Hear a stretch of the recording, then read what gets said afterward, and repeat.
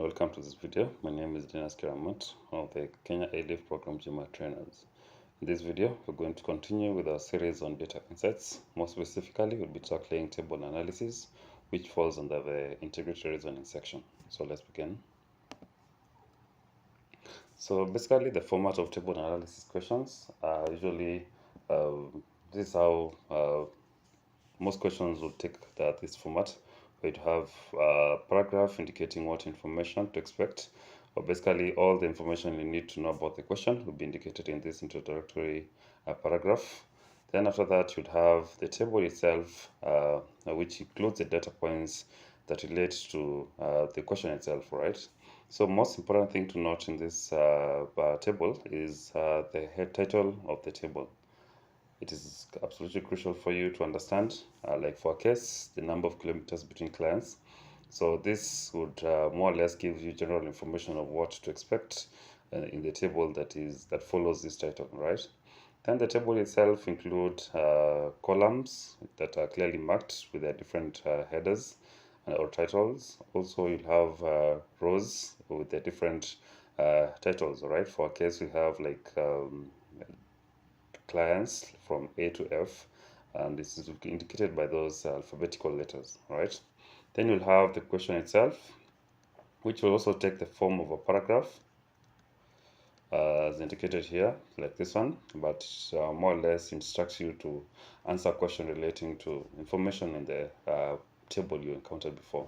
Then you'll have like another table which would have yes or no, the yes or no column that you're supposed to select one.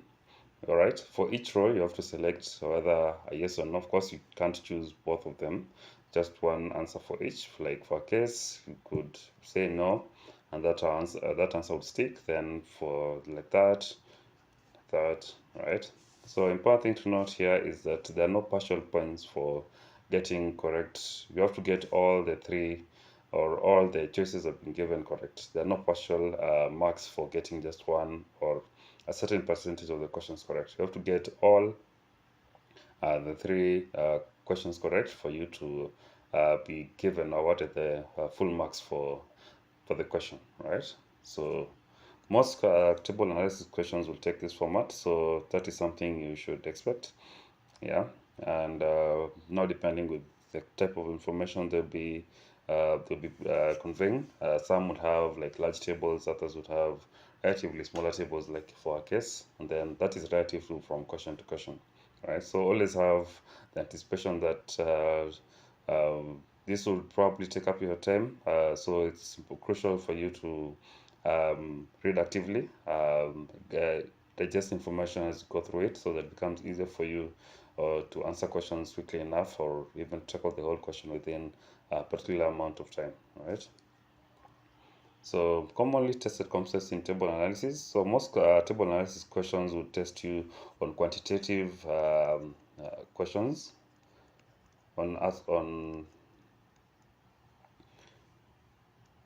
right? So you'd encounter questions relating to getting the absolute difference between values, all right?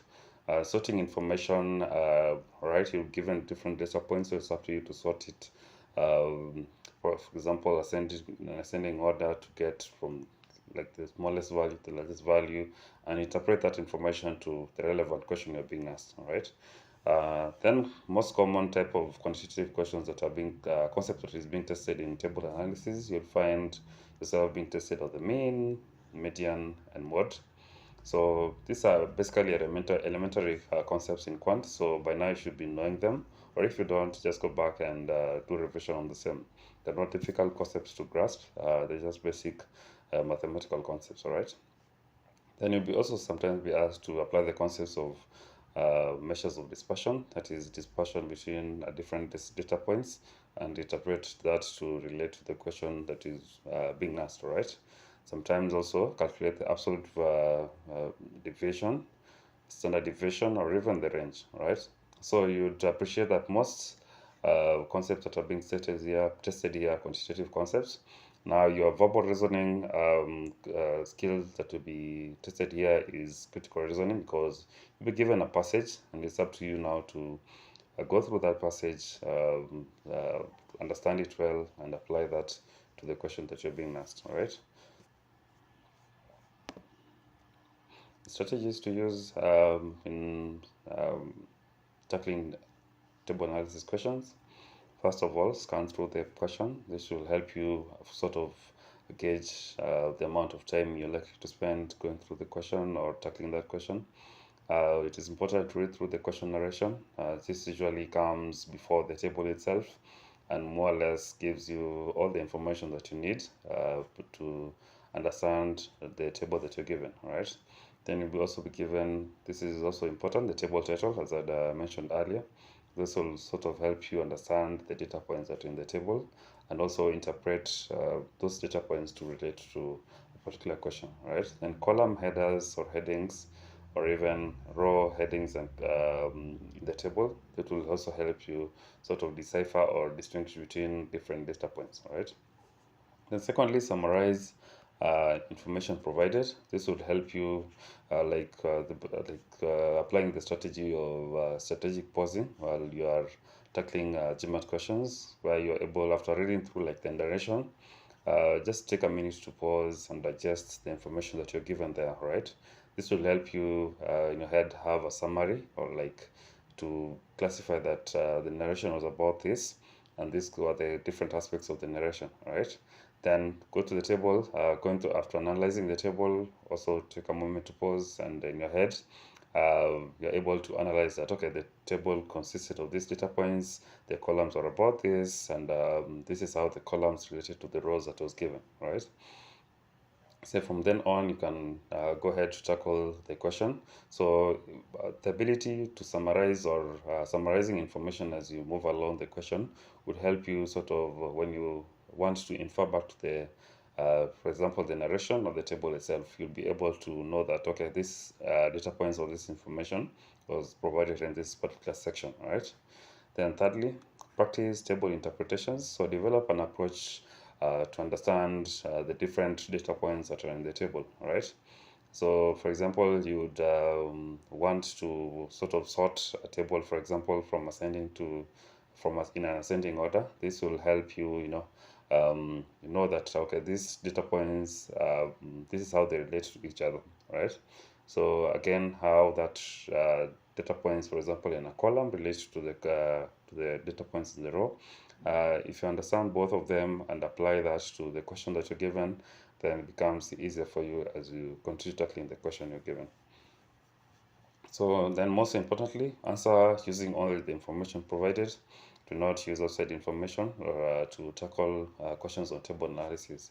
It's important that everything you'll be asked will be provided in the table or in the narration, right? So just infer back to that and you find the answers you need.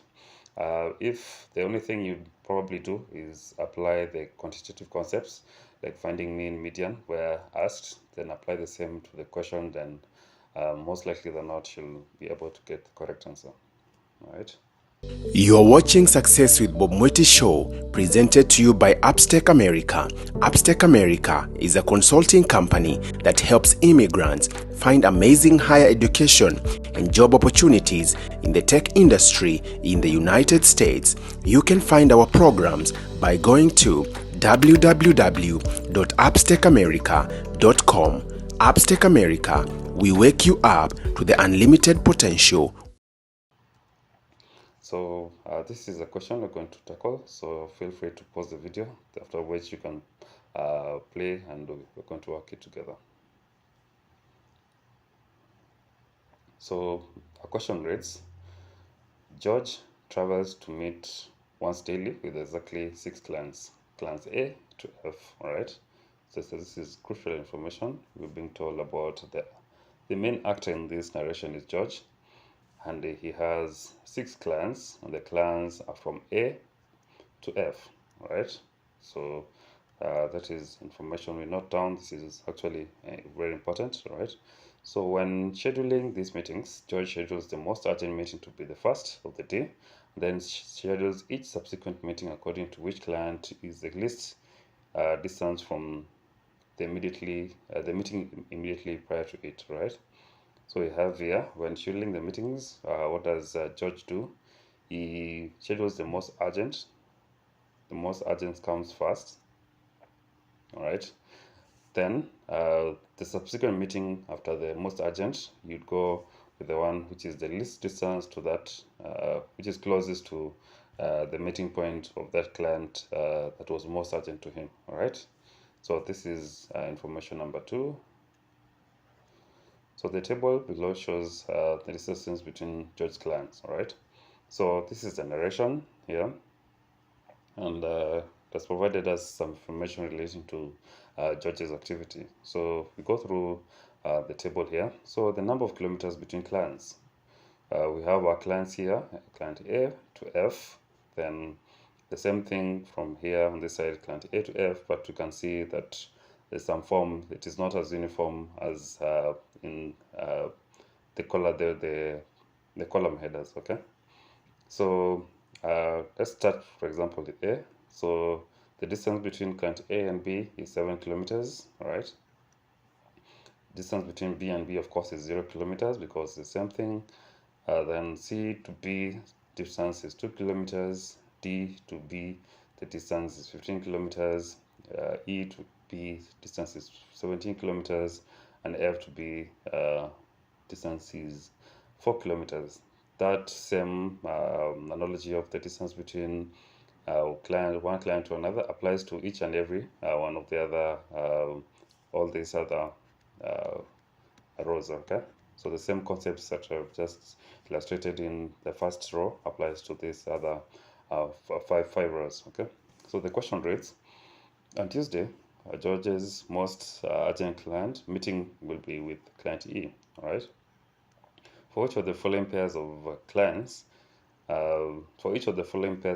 select yes if George will schedule meetings with the given clients in the given order. Otherwise, select no.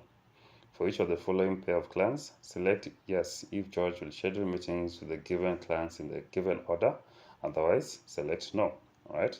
So we're being told the most urgent meeting George had on Tuesday was with client E.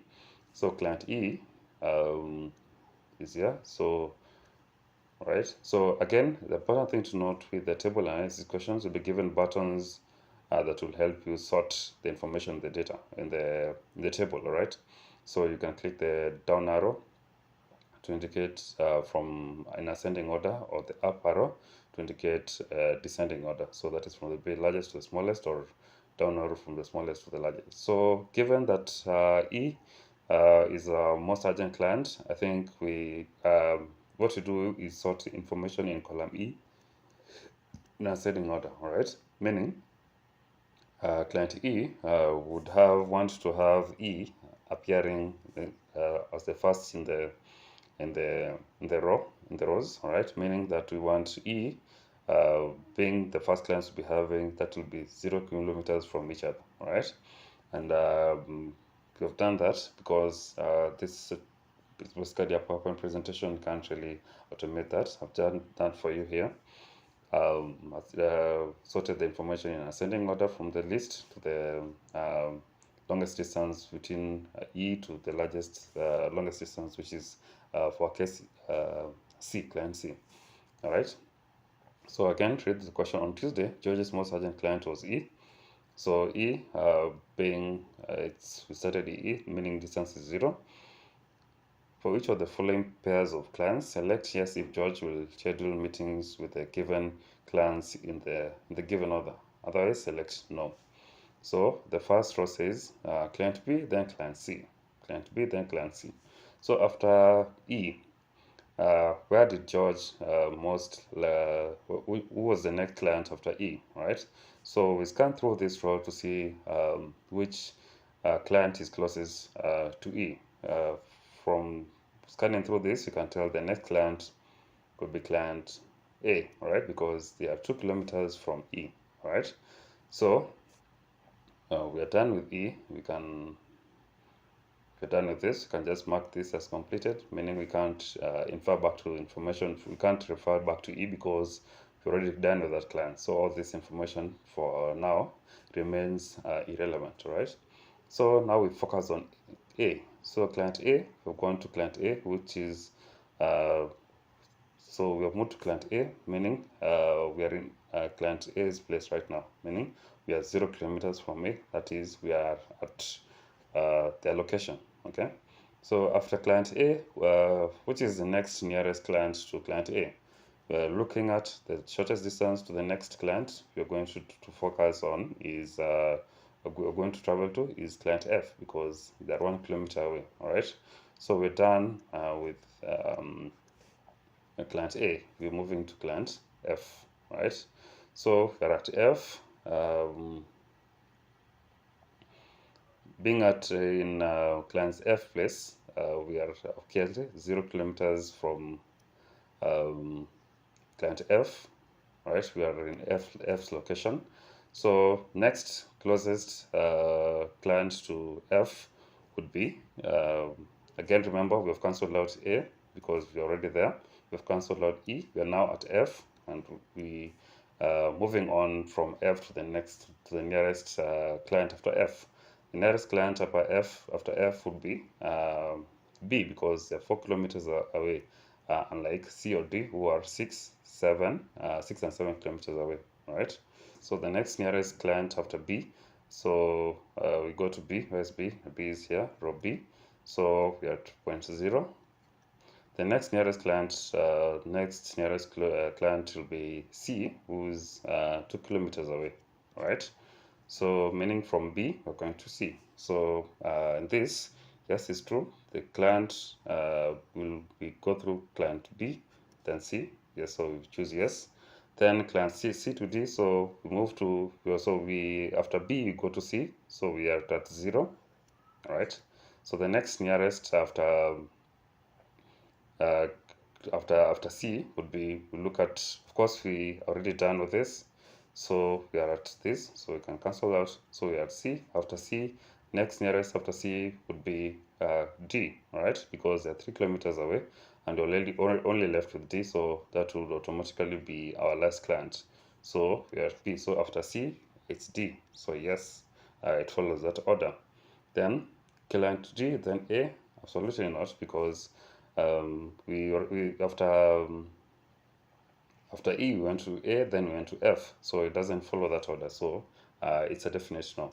Right, so this is an example of how you can sort information in a table to suit the question that you're being asked. Right, so in our subsequent videos, we'll be looking at other examples that include your that would require you to apply knowledge of quantitative concepts like mean, median, mode, or even standard deviation and all that. So watch out for those videos.